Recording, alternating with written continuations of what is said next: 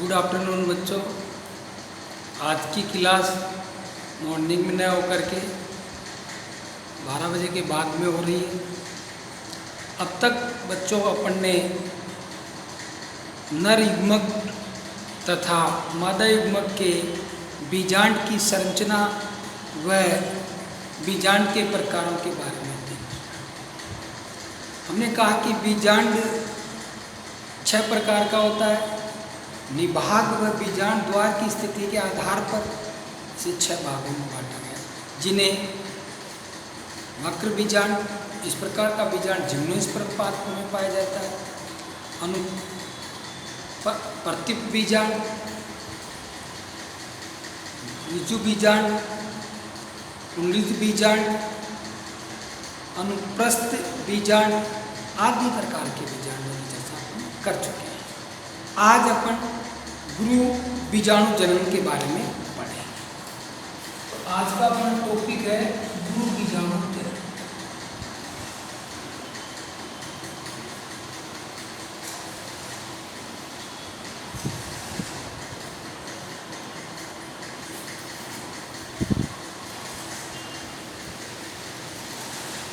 आज का अपना टॉपिक है गुरु बीजाणु जनन।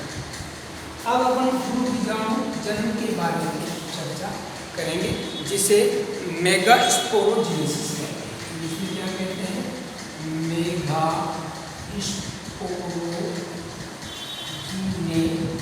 कहते हैं। इसे क्या कहते हैं? मेगास्पोरोजेनेसिस। लेकिन गुरु बीजाणु जनन क्या है, अब ये पढ़ सकते हैं। इससे पहले अपन ने लघु बीजाणु जनन की चर्चा की। इससे पहले अपन क्या पढ़ चुके हैं? लघु बीजाणु। अगर अपन को लघु बीजाणु जनन पढ़ा है और उसके बारे में लर्न किया है, तो उसी प्रकार क्या है गुरु बीजाणु। लघु बीजाणु जनन किसे कहा था? कि लघु बीजाणु मात्र कोशिकाओं के द्वारा, क्या कहा था हमने? लघु बीजाणु मात्र कोशिका के द्वारा लघु बीजाणु के निर्माण की प्रक्रिया को लघु बीजाणु जनन कहते हैं। तो गुरु बीजाणु जनन किसे कहते हैं? कि जो गुरु बीजाणु मात्र कोशिका, कौन सी कोशिका? गुरु बीजाणु मात्र कोशिका। इस गुरु बीजाणु मात्र कोशिका से गुरु बीजाणु का निर्माण होता है।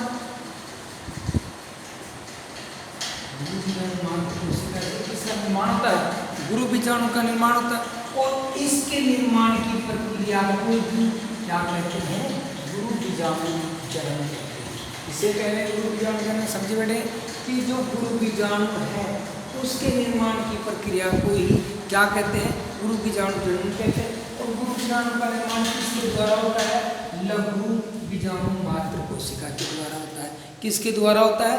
लघु बीजाणु मात्र कोशिका। तो लघु बीजाणु मात्र कोशिका से गुरु बीजाणु के निर्माण की प्रक्रिया को क्या कहते हैं? गुरु बीजाणु जनन कहते हैं। अब अपन इसके बारे में थोड़ा सा डिटेल पढ़ेंगे कि किस प्रकार गुरु बीजाणु का निर्माण होता है। तो देखिए, विकास की प्रारंभिक अवस्था, इसकी विकास की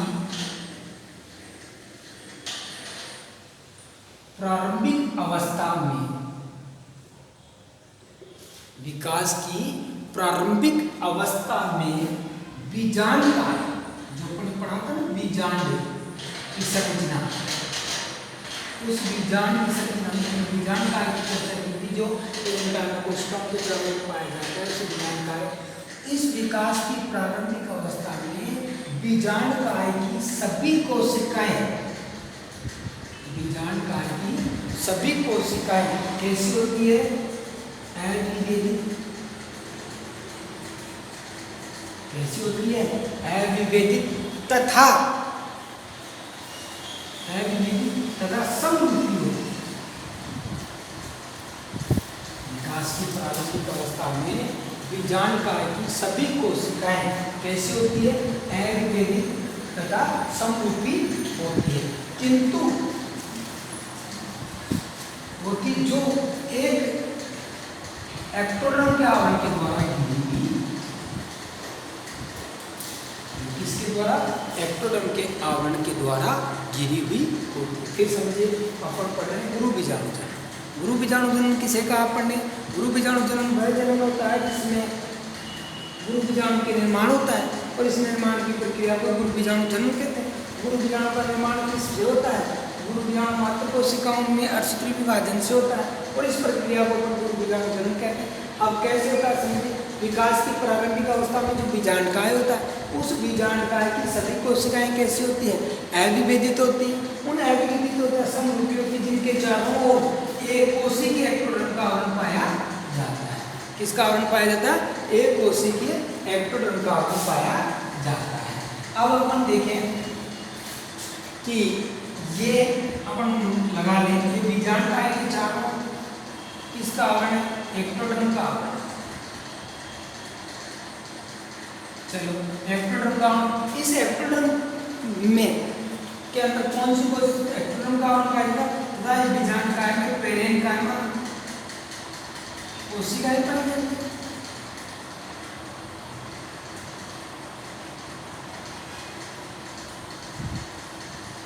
अब विकास के समय क्या होता है कि इन कोशिकाओं में से कोई भी कोशिका अतिरिक्त पोषण प्राप्त करके अपने आकार में क्या हो जाती है?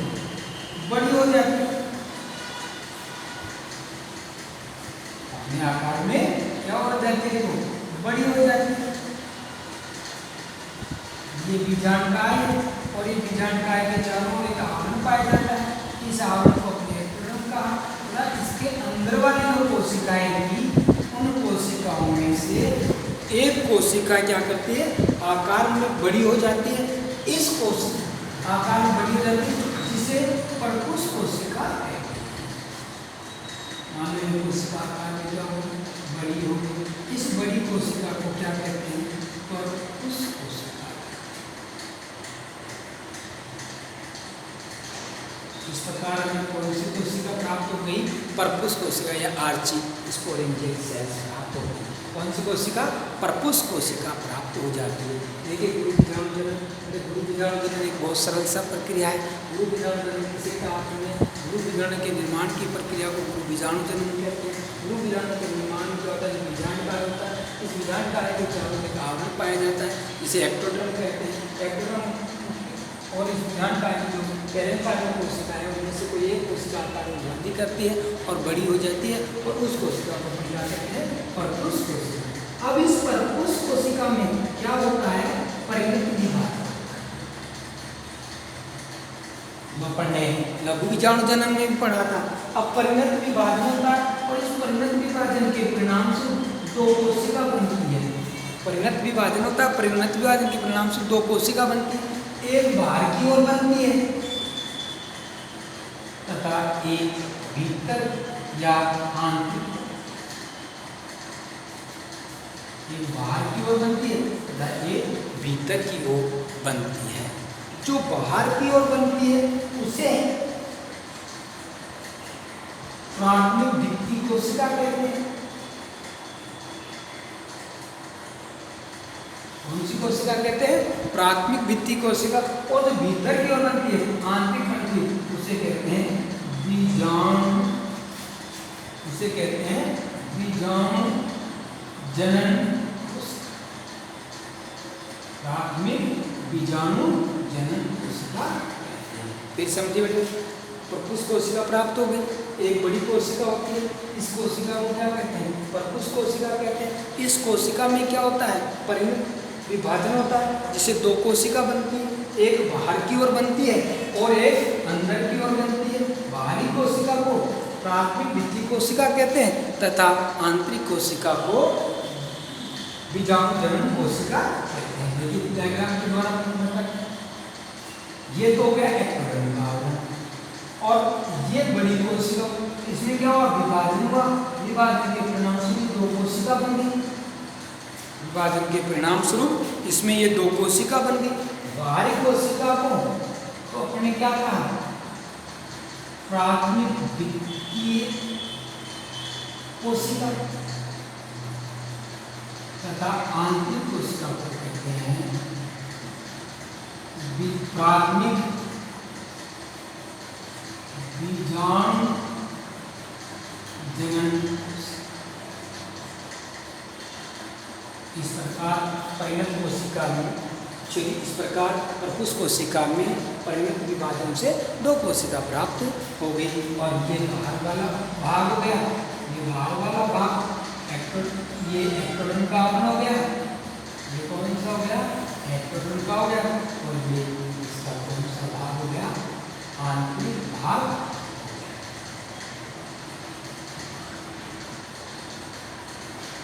ये इसके बीजाणु का होगा और ये इसकी बड़ी कोशिका।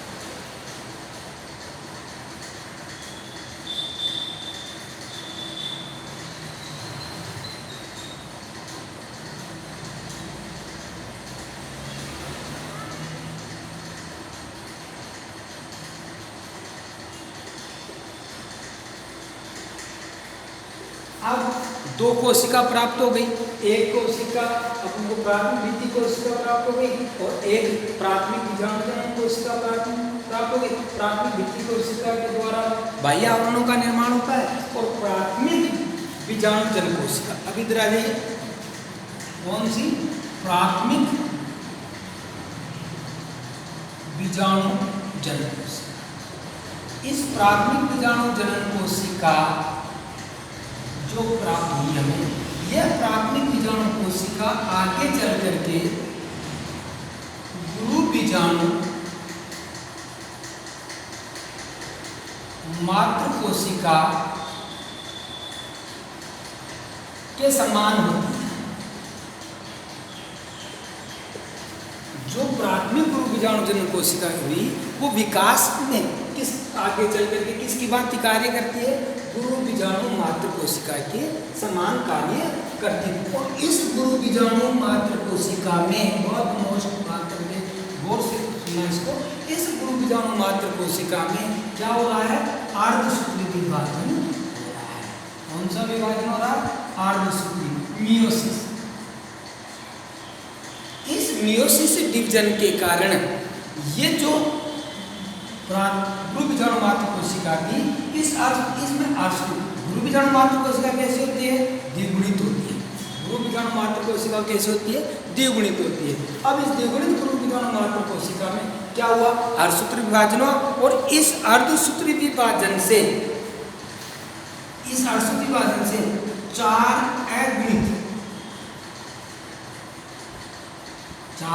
अगुणित गुरु बीजाणु का निर्माण होता है। ये बात फिर से समझिए, देखिए क्या हो रहा था, प्राथमिक बीजाणु जनन कोशिका प्राप्त हुई, प्राथमिक बीजाणु जनन कोशिका किस आगे चल करके किसका कार्य कर रही है, किसकी बात कार्य कर रही है, गुरु बीजाणु मातृ कोशिका की बात कार्य कर रही है। ये गुरु बीजाणु मातृ कोशिका में क्या हो रहा है, अर्धसूत्री विभाजन हो रहा है और इस अर्धसूत्री विभाजन से क्या प्राप्त हो गए, 4 अगुणित गुरु बीजाणु प्राप्त हो जाते हैं। अगर आप इसको डायग्राम के द्वारा समझाएं तो देखिए, इसका डायग्राम बनाता हूँ मैं, इसको मैं डायग्राम के द्वारा समझाया हूँ, तो यहाँ पे अपन इसका डायग्राम बनाया। ये तो गया भाग का स्तर, जिसकी अपन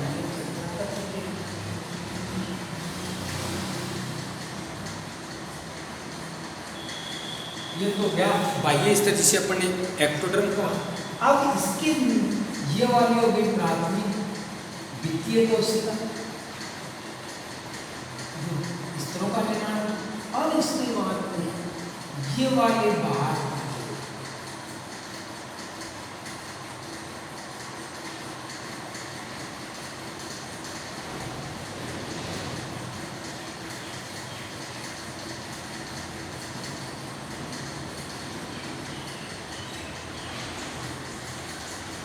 ये जो कोशिकाएं प्राप्त हुई, इन कोशिकाओं को,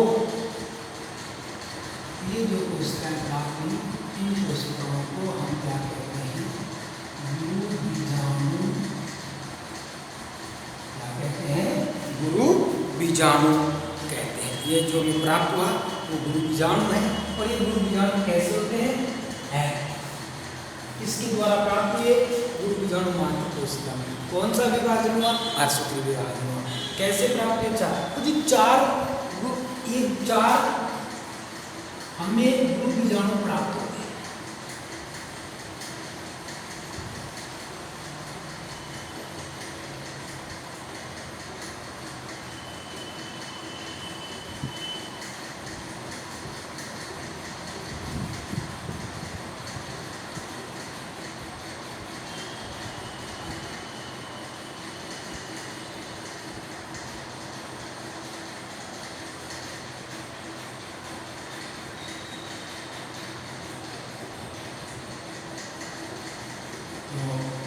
ये बेटे हमें क्या प्राप्त हो गया? चार अगुणित गुरु बीजाणु प्राप्त होते हैं। कैसे होते हैं? फिर सुनिए। परपुष कोशिका में परिणत विभाजन हुआ। परिणत विभाजन के परिणाम स्वरूप एक बाहर की ओर कोशिका बनी जिसे प्राथमिक द्वितीय कोशिका कहते हैं। दूसरी कोशिका भीतर की ओर बनी जिसे प्राथमिक बीजाणुजन कोशिका कहते हैं। ये बाहर की ओर कोशिका हुई, ये भीतर कोशिका हुई। अब इस बाहरी कोशिका में जो बाहरी कोशिका की और जो आंतरिक कोशिका थी उसे प्राथमिक बीजाणुजन कोशिका का। प्राथमिक बीजाणुजन कोशिका किसकी भांति कार्य कर रही है? आगे चल कर गुरु बीजाणु मात्र कोशिका की भांति कार्य कर रही है। और गुरु बीजाणु मात्र कोशिका में अर्धसूत्री विभाजन हो रहा है, क्योंकि गुरु बीजाणु कोशिका द्विगुणित होती है। इस अर्धसूत्री विभाजन से चार अगुणित गुरु बीजाणु का निर्माण होता है। और जो चारों अगुणित गुरु बीजाणु प्राप्त होते हैं वो चारों के चारों जो अगुणित गुरु बीजाणु हमें प्राप्त हुए, ये चारों जो गुरु बीजाणु है वह बीजांड काल में इसके रूप में विन्यासित होते हैं। ये चारों के एक रेखीय चतुष्क के रूप में, इसके रूप में रेखीय चतुष्क के रूप में व्यवस्थित हो जाते हैं। और आपको पता हो तो अपन ने लघु बीजाणु जनन पढ़ा था। लघु बीजाणु में भी एक लघु बीजाणु मात्र कोशिका के द्वारा कितने प्राप्त हो रहे थे? चार। यहाँ भी कितने प्राप्त हो रहे हैं? चार। वहाँ चारों का अलग अलग था, जिसके आधार पर हमने अलग अलग भागों में बांटा था उन्हें, है? ये चारों एक ही क्रम में विन्यासित होते हैं। इसलिए कौन से क्रम में? रेखीय क्रम में विन्यासित होते हैं, इसलिए इनका क्रम एक ही है। जबकि लघु बीजाणु जनन में हमने उनके आधार पर अलग अलग भागों में बांटा गया था। यहाँ पर चारों के चारों एक ही रेखीय क्रम में विन्यासित होते हैं। आगे विकास की इस प्रक्रिया में क्या होते हैं कि इनमें जो तीन है, आगे विकास की प्रक्रिया में देखिए, अब इनमें समझिए थोड़ा सा, इनमें जो तीन है जो इधर की ओर है बीजांडकाय, जो बीजांड द्वार की ओर है, इन चतुष्क रेखीय गुरु बीजाणु में से तीन गुरु बीजाणु तो किधर की ओर है? बीजांड द्वार की ओर। वो क्या हो जाते हैं? अपाशित हो जाते हैं या नष्ट हो जाते हैं। ये बात थोड़ा ध्यान रखने की है कि जो चार हमें प्राप्त हुए गुरु बीजाणु, अगुणित जो चार प्राप्त हुए, उन चार अगुणित गुरु बीजाणु में से जो बीजांड द्वार की ओर जो तीन भी हैं, बीजांड द्वार की ओर जो तीन हैं, वो तीनों के तीनों क्या हो जाते हैं? नष्ट हो जाते हैं। तथा निभाग की ओर वाला बीजांड क्या रहता है? सक्रिय रहता है। इस प्रकार प्रश्न क्या बनता है? एक गुरु बीजाणु मात्र कोशिका से कितने सक्रिय गुरु बीजाणु का निर्माण होता है? तो एक से केवल कितने सक्रिय का? तीन। एक का ही होता है, तीन तो क्या हो जाते हैं? अपाशित हो जाते हैं, जो आगे विकास की प्रक्रिया में कोई भाग नहीं लेते, कोई क्रिया नहीं करते, तो केवल एक बचता है। वो आगे चल करके एक भ्रूण कोश की भांति या फिर मादा युग्मोद्भिद की प्रथम कोशिका होती है, जिसे गुरु बीजाणु जिसे भ्रूण कोश मात्र कोशिका भी कहते हैं, जिसका आगे अध्ययन करेंगे। देखिए चित्र के द्वारा समझाते हैं।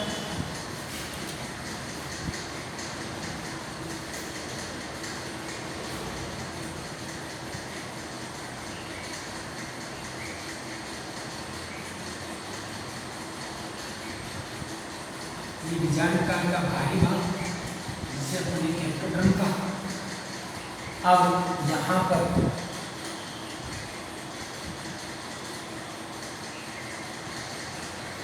जो बाहरी भाग में, इसे अपन ने क्या कहा, एक्टोडर्म कहा।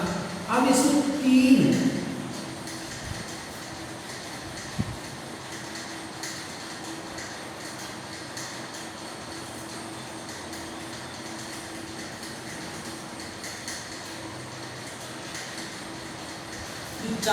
हमें गुरु बीजाणु प्राप्त हुए, चारों रेखीय चतुष्क के रूप में विन्यासित थे। इन 4 में से 3 क्या हो जाते हैं, आभासित हो जाते हैं। आभासित गुरु बीजाणु, ये एक क्या होता है, सक्रिय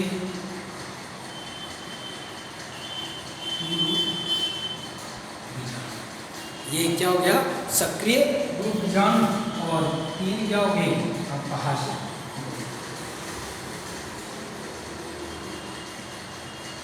इस प्रकार आज अपन ने पढ़ा गुरु बीजाणु जनन। देखिए गुरु बीजाणु जनन किसे कहते हैं बेटे, फिर मैं रिविजन करा रहा हूँ आपको कि गुरु बीजाणु मात्र कोशिकाओं के द्वारा गुरु बीजाणु के निर्माण की प्रक्रिया को गुरु बीजाणु जनन कहते हैं। अब गुरु बीजाणु मात्र कोशिका कैसे विकास होता है, बीजाणुकाय की चारों एक आवरण होता है जिसे एक्टोडर्म कहते हैं, और इसमें के अंदर पाई जाने वाली जो कोशिकाएं जो पेरेन्काइमा कोशिका थी, उनको उनमें से कोई एक पेरेन्काइमा कोशिका विकास की अवस्था में क्या कर जाती है, वृद्धि कर जाती है, बड़ी हो जाती है, और उस बड़ी कोशिका का क्या नाम दिया जाता है, परपुरुष कोशिका कहा था।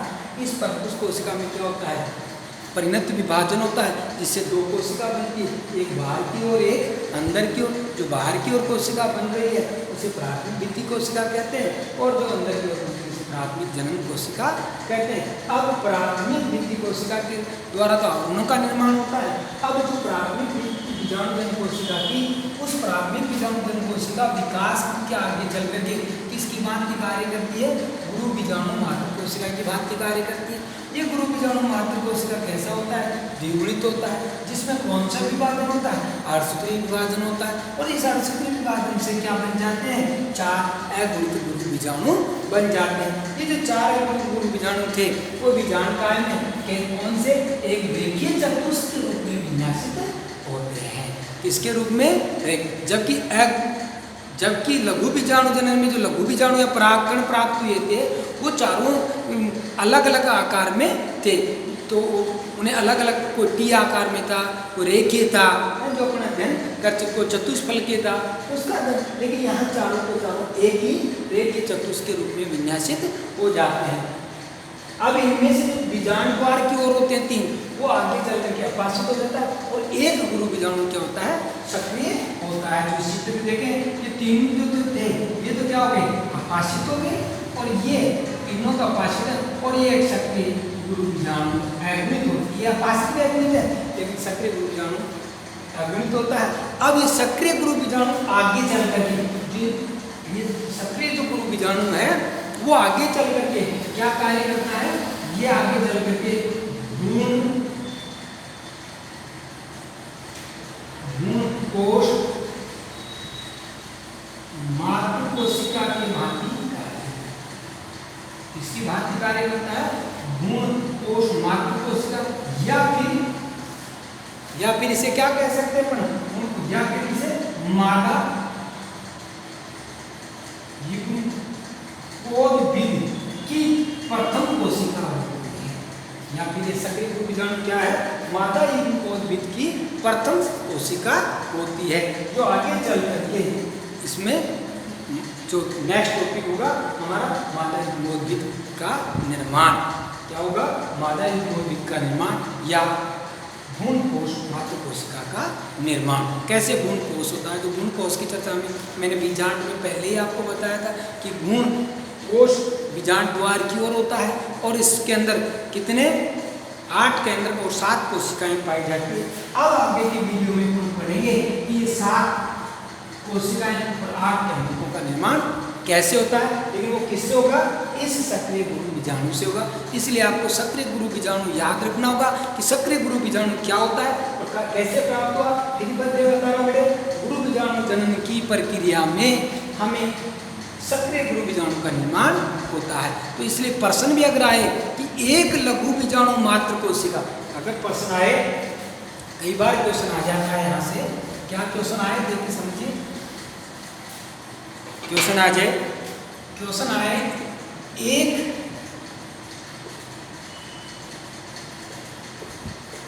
लघु बीजाणु मात्र कोशिका और एक गुरु बीजाणु मात्र कोशिका से कितने लघु बीजाणु और कितने गुरु बीजाणु का निर्माण होगा। तो अपन कहेंगे एक लघु बीजाणु मात्र कोशिका से 4 और एक गुरु बीजाणु मात्र कोशिका से केवल एक सक्रिय गुरु बीजाणु का निर्माण होता है। और यही चीजें आप याद रखना, जब अपन गैमेटोजेनेसिस पढ़ेंगे, मानव में युग्मक जनन पढ़ेंगे, तब भी अपन वहाँ यही पढ़ेंगे कि स्पर्मेटोजेनेसिस की वहाँ पढ़ेंगे अपन स्पर्मेटोजेनेसिस और oogenesis। जैसे अपन यहाँ पर पढ़ रहे हैं